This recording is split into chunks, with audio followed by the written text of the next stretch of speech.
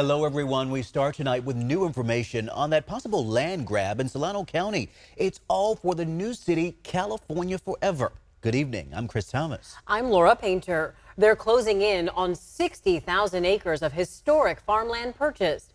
Our Devin Truby takes us to one of the family farms refusing to sell. Devin. Laura, they're one of the biggest holdouts in Rio Vista. McCormack Sheep and Grain says they will not sell to Flannery Associates.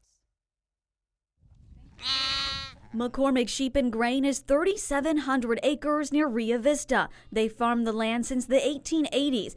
Albert Medved and his wife, Jeannie McCormack, left their lives on the East Coast to continue the family legacy. The kind of crops that when the Ukrainian war broke out, people were concerned about that because the wheat and barley, these are fundamental crops around the world.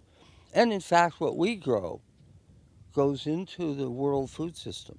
They turn over 1,500 tons of wheat or barley a year. 4,000 sheep live on the property during peak lambing season, and they're a main meat supplier for Neiman Ranch. 3 of those ranches are under suit.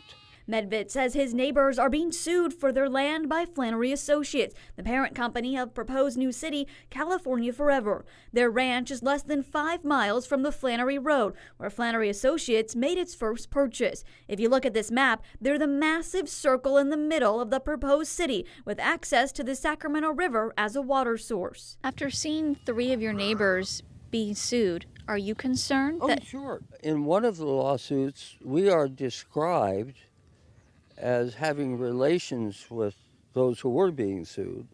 They were first approached in 2021 with a $20 million offer. Medved says it was cordial. They had a nice lunch with the real estate agent, saying they wouldn't sell. It has a deep heritage, especially for my wife, Jeannie. 2 months later, Flannery increased the offer 50% to $30 million. Well, some people benefited. I mean, they were ready to sell. Is there any amount of money that would make you want to sell? Sort of like asking the Pope, would he give up being a priest for, $2 billion or whatever? When ABC 10 spoke to CEO Jan Schramek, he told us they were done buying farmland, but many deals had not yet closed. As far as the lawsuits, I really can't comment on ongoing litigation.